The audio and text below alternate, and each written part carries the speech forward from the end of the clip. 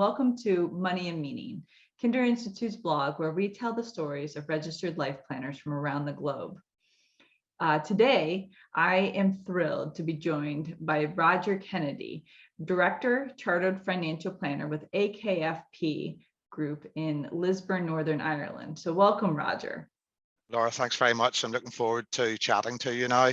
Yeah, so it's just a pleasure to have you here. And I know you earned your Registered Life Planner designation maybe in 2017 or so, like 5 or 6 years ago, and have been specializing in delivering financial life planning to your clients. So what does financial life planning mean to you?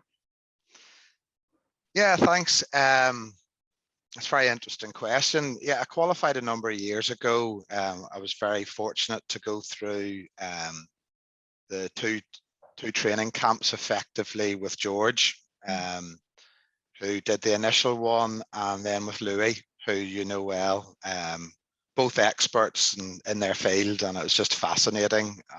We were lucky to have a very good group of people to go through that journey with as well. So we learned a lot from them, and you know what it means to us. Financial life planning is, for a lot of people, it's talking about money, but money, we believe, is just a means to an end. So until you really know what you want out of life, the money bit's secondary. You know, there's another chap called Paul Armerson who talks about 3 hats. You know, it's life planning, financial planning, then financial advice. So to us, it's just, you can't do one without the other. You know, money's just meaningless until you find out what's going to help, in George's words, to help people live the most fulfilled life possible. Yeah, that's great. And so how did your life plan, how did your methodology for delivering financial planning to your clients change after taking the courses? Oh, dramatically. You know, it changed our whole business, both in terms of what we were trying to build and develop as a business, and also the work that we do with clients. It just massively changed our whole approach to what we do with clients and how we deliver it to clients. And it's, we think, has hopefully changed the outcome that clients have got from ourselves as well. So we went back to the start almost and sort of ripped up the playbook and decided to design our own branded proposition that we call Your Plan. You know, I mentioned it maybe a wee bit earlier, and it's just built around the evoke process. So yeah, the last number of years have been transformative, both for ourselves as a business and the work that we do with clients. Wow. And so it can be daunting for some advisors maybe out there that are interested in becoming a registered life planner to hear, oh, I changed the whole business. Like, what was that journey like for you in terms of, like, it may sound daunting, like right now, looking back, 6 years, but how was it actually going through that process?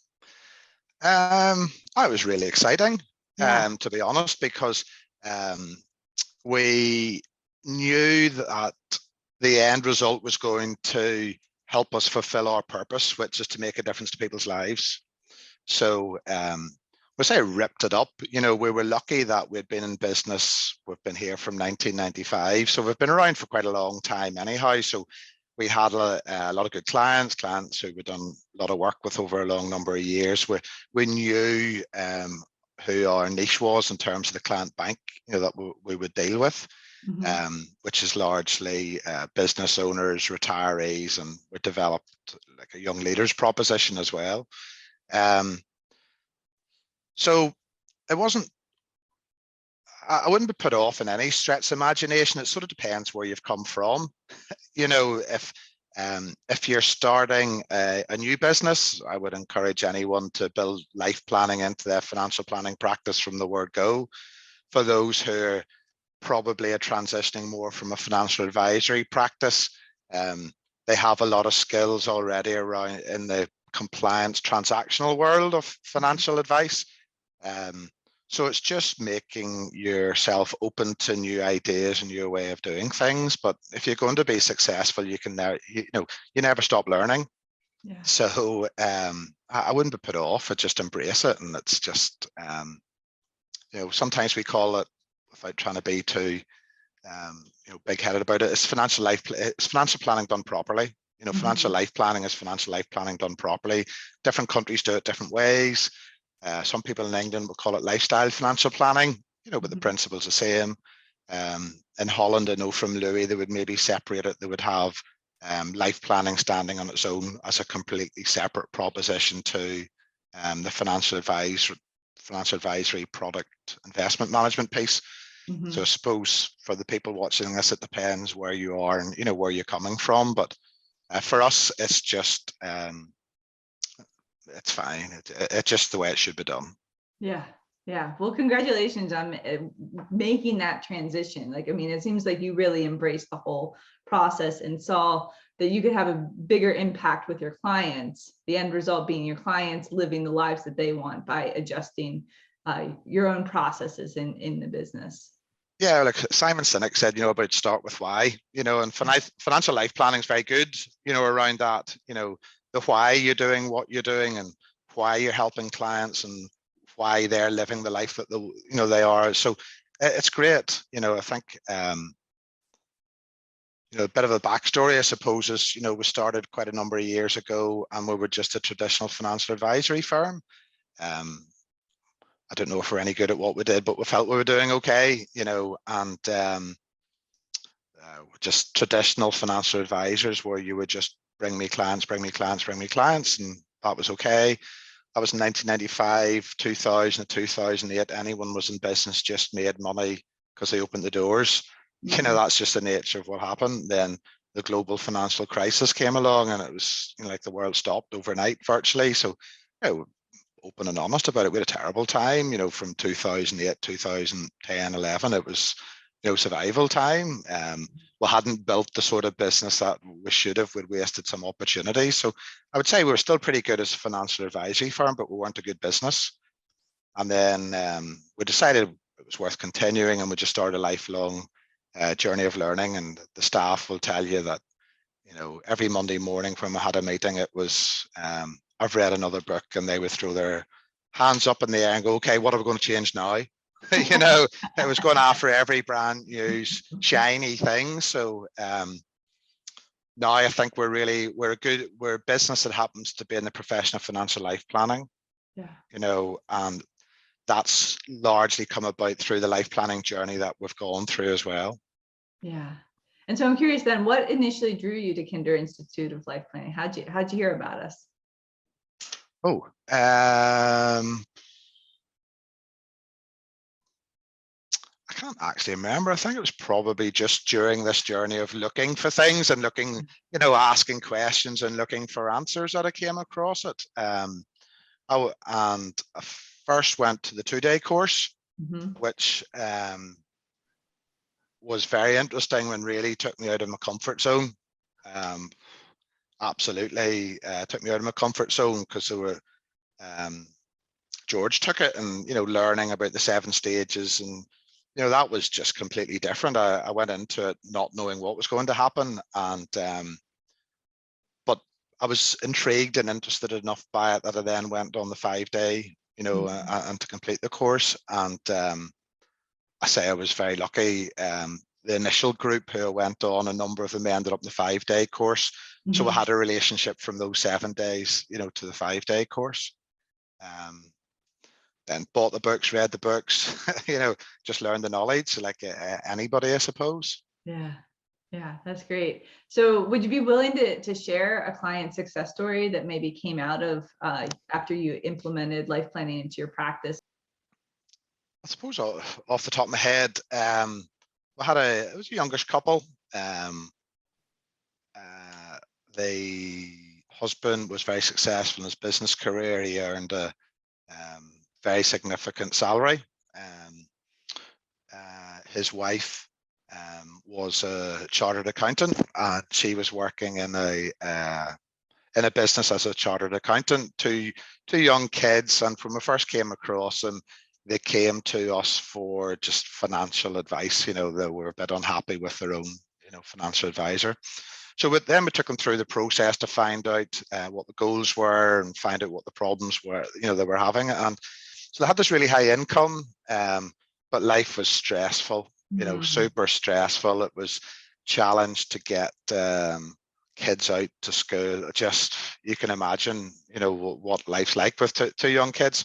Yeah. And as part of the exploration that we went through with them, sadly, the female in the relationship, her brother had committed suicide a number of years ago, and she devoted a bit of time to some charity work to support that particular charity. So went through the process, had a long, detailed conversation with them. Being an accountant was very important, naturally so. Spent a long time becoming qualified and all the rest of it. So we sat down, we showed that they could do without her income. So their short, medium, long-term financial plans were achievable with his income. But we were struggling then with the lady. Yeah. So I had a good conversation. So long story short, she quit her job, which was quite high pressured, earning okay money, quite high pressured, and stopping her doing time with the kids, etc. So she then went to volunteer to a charity which helps in the suicide prevention, etc., and used her professional qualification in that particular field. So she now volunteers as a chartered accountant to a charity. So it, because it's volunteer work, she's got much more flexibility around the family life. She's feeling very good that she's still operating in her professional capacity, and is also giving back to a charity that's very dear to her heart. So the family life is now much more settled. They're much more time. They're more time with their kids. They're less stressed. Their short, medium, long-term financial plans are fine, and everybody's much more fulfilled about what they're doing. So if I hadn't gone deep into the questions as to what was most important to them and used the exercises as we've been taught by George and others at the Kinder Institute, I don't think we would have got there. Yeah. We would have just been doing the financial work. So so they're much better place, much happier, everything's more settled. They're feeling that they're doing what they want to do at a time in their life that's most important for them to do it. So that's probably the best example I could think at this stage. Yeah, that's a wonderful example, because you show how important it is for each person in the partnership to feel fulfilled, and that you have to go through the process of allowing them to articulate and share what is most meaningful to them, so that they can discover that for themselves, and then they can go after it. Yeah, that's always one of the things that George and Louis would preach, about when you're dealing with couples. I know Louis done some life planning shorts around that, last year, and they were very good to go back on, because sometimes you can forget, you're working day to day, and the life planning shorts are very good to just zoom out, get a bit more additional training from it was Louis who did them, and dealing with couples critical. When we gather the 3 questions, goals, timetable, etc., from our clients, we always make sure that, it's hard to make sure, but we always tell them, please do this separately. Yeah. Go to different rooms if you're filling them out, because you don't want one person to turn to the other and go, "What was your answer?" It has to be what's at their heart core. Right. Not the answer they want to hear. So yeah, it's very, very important to remember that. Yeah, that's great. Yeah, absolutely. And thank you for the testimonial for the life planning mastery shorts, because they're just, a wonderful way for registered life planners to get that extra bit of knowledge, extra zoom in on some particular skill. So thanks for sharing that. Yeah, no, it's fine. In today's virtual world, it's easy. Yeah.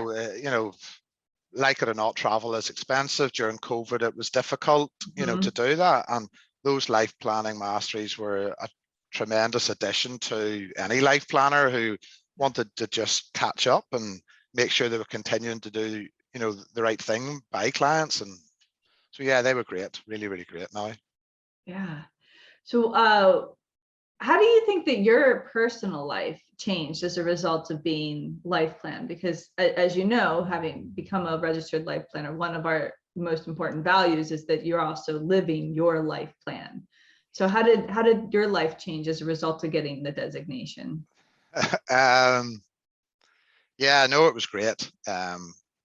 When I started a couple of maybe 4 or 5 years before I started the life planning journey, we were a very small bit practice, and I was feeling a lot of pressure because I was the only one generating revenue in the business. So I felt every year it was, pressure, pressure, pressure. Now, we would change the business model a bit to have more fixed fees and ongoing revenue. So, the target was to try and get 100% of our fixed costs covered by, retained income.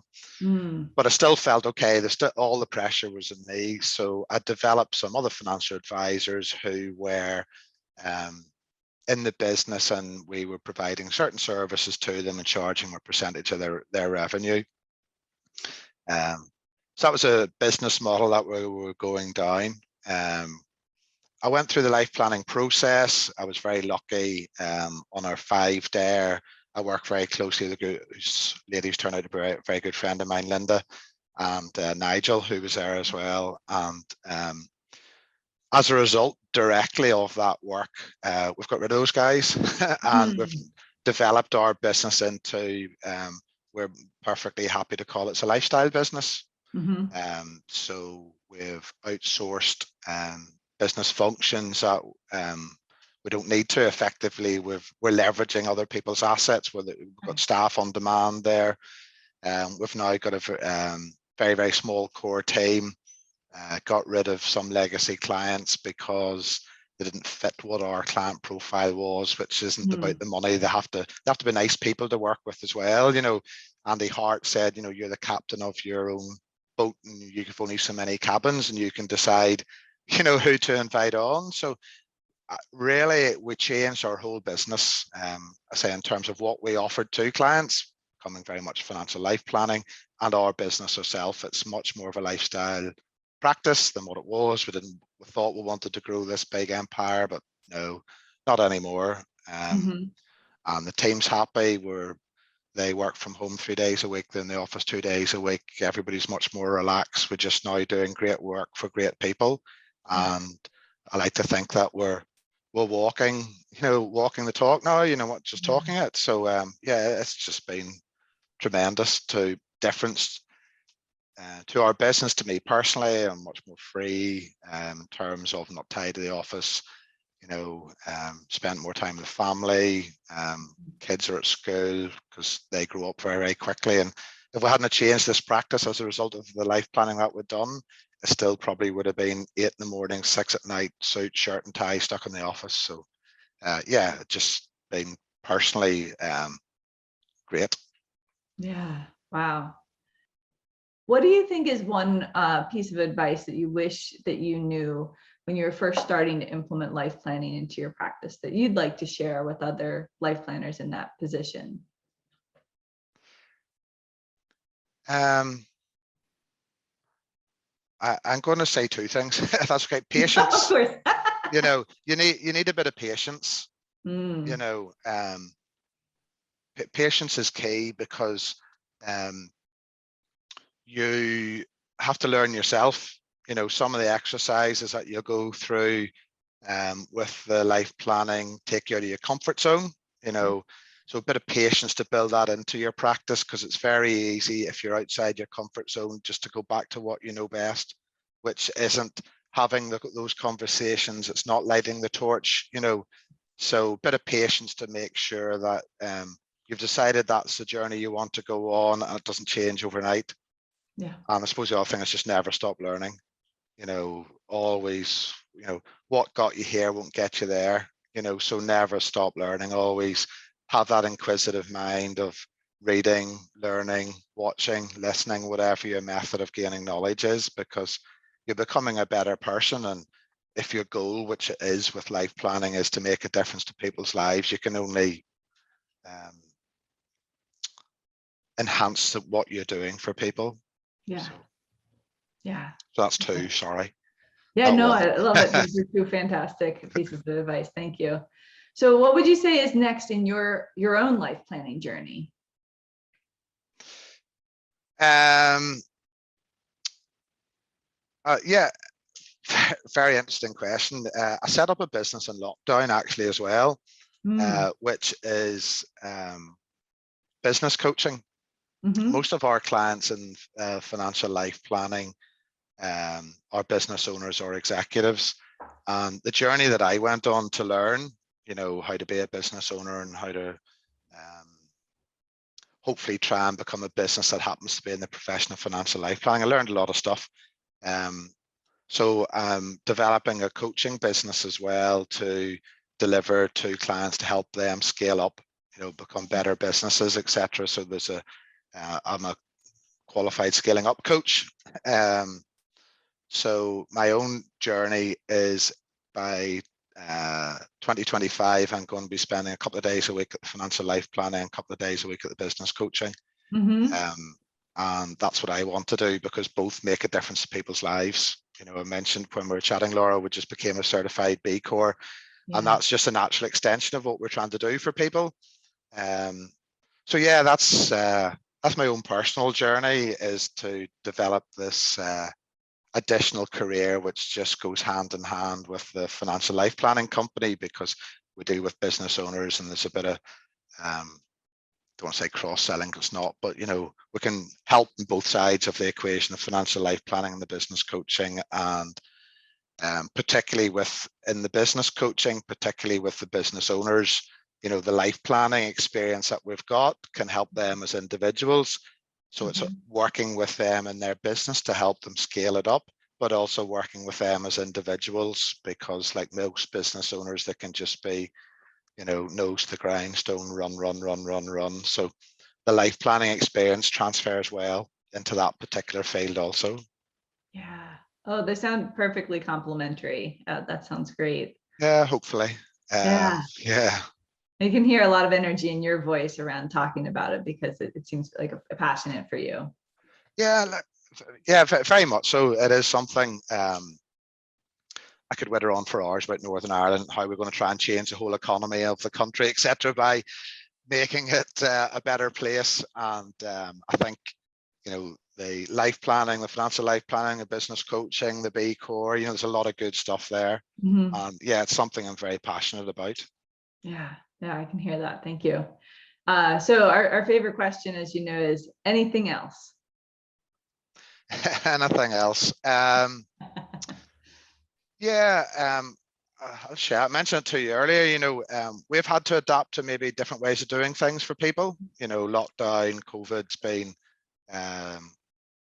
an opportunity. I think that if you've come out of COVID and just doing things exactly the same way that you did before, you've lost the opportunity of a lifetime to reassess what you do, who you do it for, how you deliver it, etc. So we've taken on some additional technology, which allows us to deal with people, a wee bit virtually, as well. Particularly in the life planning, we've always tried to have that face-to-face. I think it's important to be able to read body language and see how they're reacting to things, and how you're reacting to it as well. But if that's okay for a second, I'll just share that. Sure. So, we're using this interactive whiteboard now for clients, which are either face-to-face or we can do it, say, virtually. And we've designed it based on the evoke process. We've got this bespoke process we've got called Your Plan, because it's a client's life. We call it, One Life, Live It. That's very much our motto for clients. So we've got this process, which is design, which is build, and which is maintain. We just overlay the exploration, the vision, the obstacles, the knowledge, and the execution. So when we gather back the information, you'll recognize all the questions. What brings you here? Anything else? Tell me more.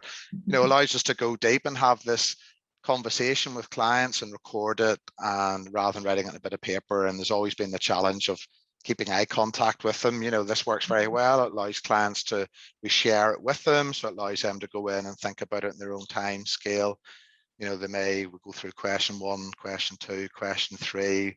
We detail the obstacles, etc. So that's been our anything else recently, to try and make it easier for clients to engage with, you know, because for a lot of clients, they come to you with one, you know, one purpose, which might be a financial thing. So this allows us to transition very well, particularly around the vision and the obstacles, you know.